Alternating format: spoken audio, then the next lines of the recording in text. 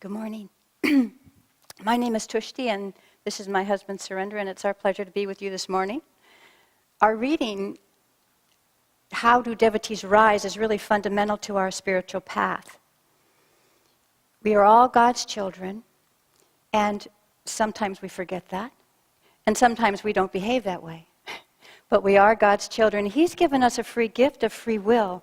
And this is a generous gift, but it can often get us into trouble because our free will is often being held hostage by our desires, our likes, our dislikes, our moods.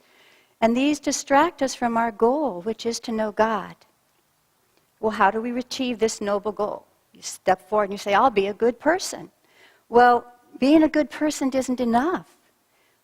Everyone in this temple is a good person. And maybe we're even stuck there, right? One lifetime after another of just being good. To achieve our goal, we have to reach beyond the good person. And we have to, more importantly, reach beyond the self-gratification of our own noble deeds. To achieve this, we do step forward. Because the task at hand is to overcome the ego, to transcend it. And we do this by asking the question diligently throughout the day, am I doing this for God? Or am I doing this, am I self-serving? Whatever I'm doing, is it to make myself look better? Am I in tune with God's will? So we take that path, because when we don't see God behind our every action, we are limiting our potential and how great we can truly be and how close we can be to God. Our lives give us many opportunities to go astray. And there's actually a story that demonstrates this so perfectly, so I'll tell the story. Lord Vishnu and Narada are walking along in the desert. And Narada says, and Narada is an angel. He says to Lord Vishnu, Sir, I don't understand Maya. And Lord Vishnu says, well, let me explain. But first, I'm so thirsty, the desert sun is so hot. Would you give me a glass of water from the nearby village? And Narada, eager to please, says, yes, of course, my lord. And he walks off to the village. And he's walking along and he comes to the first home. And he knocks on the door. And the door opens. And there before him stands the most beautiful young woman that Narada has ever seen. He can hardly speak. And nor can he take his eyes away from her. Well, she graciously invites him in and introduces him to her family. And her father likes Narada immediately. In fact, invites him to stay. And he stays, and he and the young woman fall in love. And they get married. They have a happy life together. And he, after time, opens a little shop in the village himself. Well, 12 years pass, and they have had 3 lovely children. The monsoons come. And the rains are torrential. And it's the worst monsoon anyone can even remember. Narada hurries home to his family because the floodwaters are rising. He gathers his family, and he and all the other villagers are hurrying to higher ground. Narada carries the youngest child on his shoulders. He has the oldest child holding hands on the left, and his wife is on the right holding the other child's hand. And they're moving through the waters. Well, she can't seem to keep up and move fast enough, and she slips and falls. And she and the other child are washed away. Well, Narada momentarily lets go of the other child and reaches for her. The small child then falls off his shoulders, and both children are washed away. Well, Narada now has lost everything. He's lost his family, he's lost his home, and he just gives up. And he gives himself into the water. The next thing that Narada remembers is he opens his eyes and he sees sand all around him. And thinking the floodwaters had receded, he begins to lift his head and hears a voice. Narada, Narada. And he looks up, Lord Vishnu. And the Lord says, Narada, I asked you to bring me a glass of water half an hour ago. And here you are asleep in the sand. And Narada smiles and slowly shakes his head and says, oh Lord, now I understand. It is we who go to sleep. It is we who turn away from the divine. We lose our connection Maya, the material world, will always be casting its spell, trying to convince us that joy lies outside of ourselves, when joy actually lies within. So this is a great lesson, and symbolically for each of us. We must invite God, Divine Mother, into our lives, and we must nourish that relationship daily, offering all that we have, all that we are. And I say all that we have because everything we have has come from God's hands. And when we make the offering, our hearts open, and then we truly receive the bounty of God's blessings. In the Gita, when Lord Krishna is talking to his devotee Arjuna, he said, when anyone with purity of heart offers me even a leaf, a flower, a piece of fruit, I accept the offering symbolic of his love. So in the offering, our consciousness is uplifted, and God's light, God's energy can then flow through us. And attunement is all about energy. The highest attunement there is to be aware that it's God's energy, God's light, and God's love flowing through us. Yogananda, who we call Master, said that only by attunement to God's will can we truly express our highest self, our greatest good. And then he said, and this is beautiful, that the divine, through each of us, has a unique song to sing, through each of us. And this happens all in our hearts, not in our heads, and not outside in the material world. So we seek the center. We go into our hearts, because the heart's feeling is what directs our energy. And we can either send it out into the material world and sustain our egos, or we turn it inside and we sustain our soul. And again, it's in the heart center. And we do this in meditation, right? We relax our bodies, we close our eyes, we come to the softness of the breath, and then we breathe in that very quiet center. And only when these cross currents of our desires that are distracting us are stilled can we be at that point when we can begin to transcend the ego, and when we can discover the presence of God within us. In the Bible it says, as many as received him, to them gave he the power to become the sons of God. And we cannot generate this energy, this power on our own. This is the power of Christ consciousness. And so what we do is we align our energy to that of the masters. They know the way, and they've laid it out in front of us. And we even have a guide. We have Swami Kriyananda, who is a direct disciple of Paramahansa Yogananda. And he is a living example. He exemplifies what it looks like and how to be perfectly attuned. He has dedicated his life to serving Master's work and to sharing it with us and to sharing Master's vibration with us. So we need to align ourselves to the Masters by a very simple technique. We practice the presence of God very simply throughout the day. Even before we rise in the morning, we offer a prayer of gratitude for a new day. When we get up and do our energization exercises, we feel it's God's power, God's energy moving through us and animating this form. We offer prayer before we take a meal because it's come from God's hand. And we bless the people around us. And that's really the most fun, especially the ones that are pushing your buttons all day long. Just silently bless them. It's like being an undercover agent. And it lightens your heart. I mean, that's part of the spiritual path, is to have a light heart. And the most important thing is we ask, am I doing this for God? How may I serve you, Lord? It's that simple.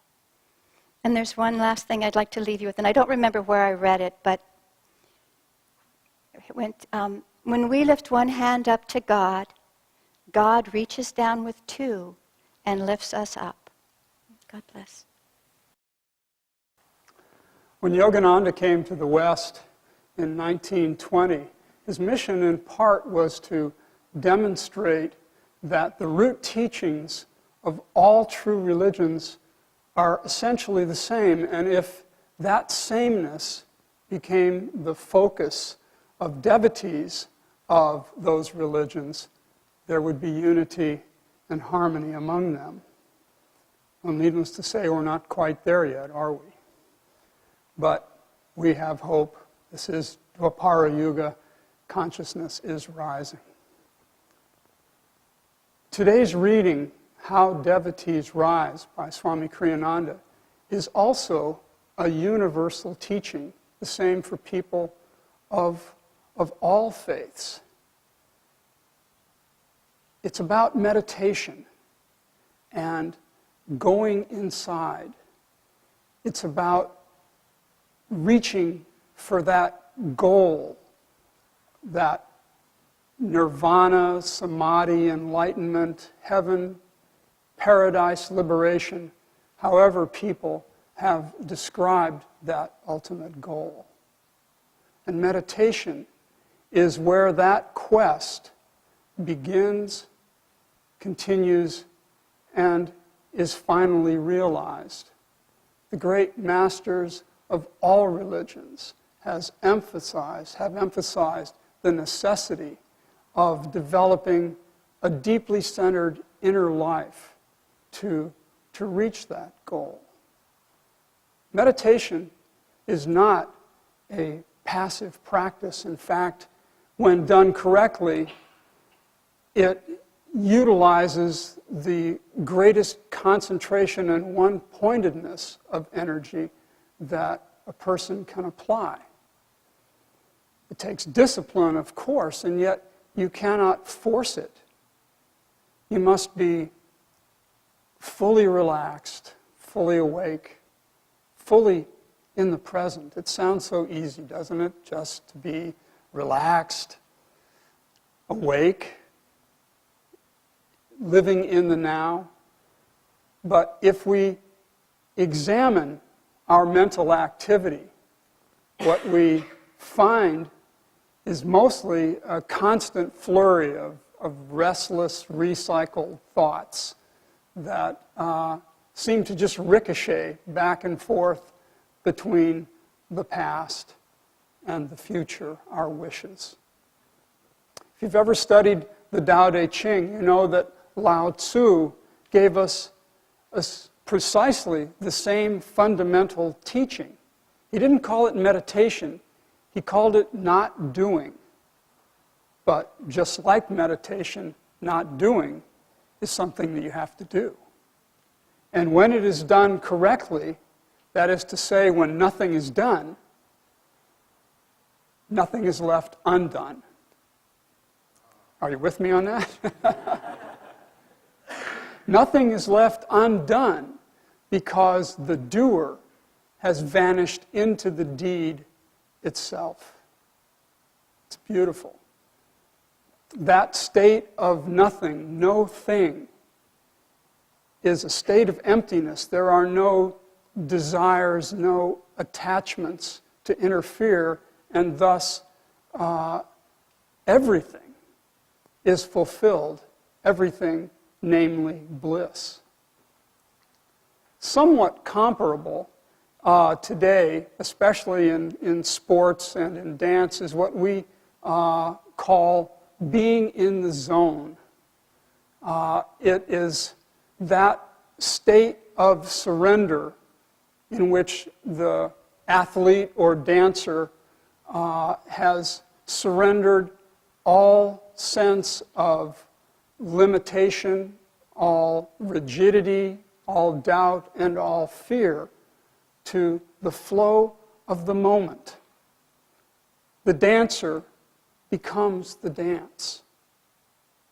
If you've ever seen a Tai Chi master performing his art, that is the epitome of being in the zone, of doing, not doing, of deep meditation. Master and movement are one. Making that superconscious connection opens a channel of purity, of clarity, and that channel is transcendent.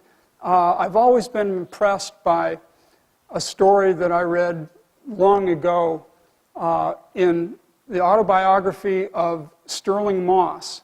Sterling Moss, when I was a teenager, was the greatest Formula One race car driver of that generation, and certainly one of the greatest drivers of all time. And at the peak of his career, he suffered a near-fatal crash and was out of action for over a year. Before he returned to competition, he scheduled a practice run on a very challenging course to test his reactions. Moss drove several laps with remarkable skill, and he nearly set a course record. When he finished, drove into the pit, he got out of his car and immediately announced his retirement. The reporters around him said, "Sterling, why? You just did terrific things out there. I mean, you didn't miss a beat." And Moss, just shaking his head, said, "Maybe so, but I had to think about what I was doing." He had lost the ability that he had not been able to recapture, that being in the zone, and superconsciously he realized that without that, he was putting himself and perhaps many others at much greater risk. So what has that got to do with how devotees rise? Well, actually, quite a lot. Devotees rise by striving to reach that intuitive level that we call attunement. Attunement to the ways of divine guidance. It's when we are able to just release the ego completely into the flow of the moment. And when we do that, all things are harmonious, because attunement is all-inclusive. Last week, we looked at how devotees fall. Devotees fall because they fall out of attunement. It's really just as simple as that. Lack of attunement has a million descriptions, but they all come to the same result. And that result is pain and suffering, especially to the person whose attunement has hit the skids. Attunement is like integrity. If you have it, nothing else matters. And if you don't have it, nothing else matters. But let's be honest, when we're all tangled up in our desires and attachments, attunement can seem like a huge and even unattractive change of course. It's just a fact. We are constantly bombarded from the outside by things that our ego is telling us that we should want. And we wind up in competition with our own higher awareness. On one hand, we have the lives of the saints revealing to us the bliss that divine attunement brings. And in opposition to that, we have the pressures that are constantly put upon us by society to seek its materialistic ideals. And so as a result, it's often that we are even doubting that giving ourselves to a more attuned state of being will actually improve our lives. We go forward with the desires and the attachments. And when that kind of thinking takes over, life gets very complicated indeed. Instead of trying to change ourselves, We try to change the way things are around us, most of which is beyond our control. And so this leads to anxiety. By degrees, it makes us crazy. And in the end, it is just plain counterproductive, which is maybe a nicer way of calling it stupid. Living in pursuit of earthly desires alone cannot free us, cannot bring us to lasting joy, and cannot drive away the demons of everyday struggle, stress, and inevitable suffering. So here's another answer to how devotees rise. They seek the road less traveled, the one that doesn't have a neon sign at every intersection flashing what fun and success we will have if we stop and take the bait.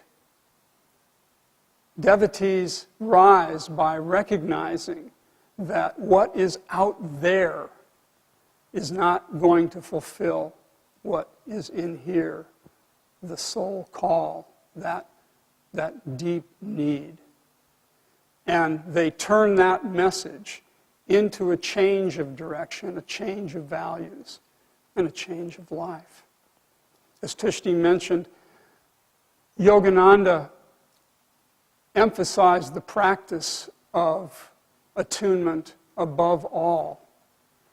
And we have Swami Kriyananda, who, as Yogananda's direct disciple, has modeled that attunement for us for over 60 years. There is a little difference, however, in what we teach here at Ananda and what you are likely to find at other churches and temples. All religions, of course, advocate moral discipline and doing the right thing, but many of them miss the point of exactly why. They advocate attunement through prayer, devotion, and service to please God. We aspire not merely to please God, but to find God, to know God. We are a spiritual community, and seeking God for the sake of our soul's liberation is what we do. Yogananda repeatedly told his disciples, environment is greater than will, is stronger than will. If your attunement needs a boost, and in your quest to find and know God, if you are looking for an environment that is more joyful, more supportive, I think you've come to the right place. God bless.